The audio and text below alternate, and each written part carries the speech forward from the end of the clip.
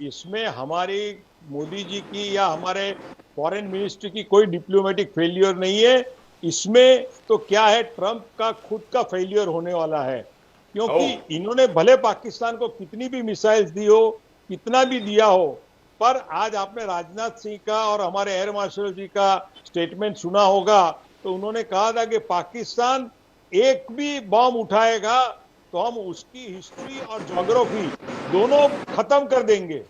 तो एक बाजू में ट्रंप को पीस अवार्ड के लिए पूरा ये चाहिए, नोबेल अवार्ड चाहिए, और दूसरी बार वो इंडिया के सामने पाकिस्तान को इतनी सारी मिसाइल्स देके एक नया वॉर खड़ा करने का जो अगर प्रयत्न करते हैं, तो world will never right. Except this Let me style go off to working. let तो me go to मेरा Ganesh कहना Kankar यही साहब. है Ganesh Kankar साहब, कि ये मेरा जी. कहना, सॉरी एक मिनट, मेरा कहना यही है कि ट्रंप विल फेल और हमारी डिप्लोमेसी बिल्कुल फेल नहीं Right, हुई। right.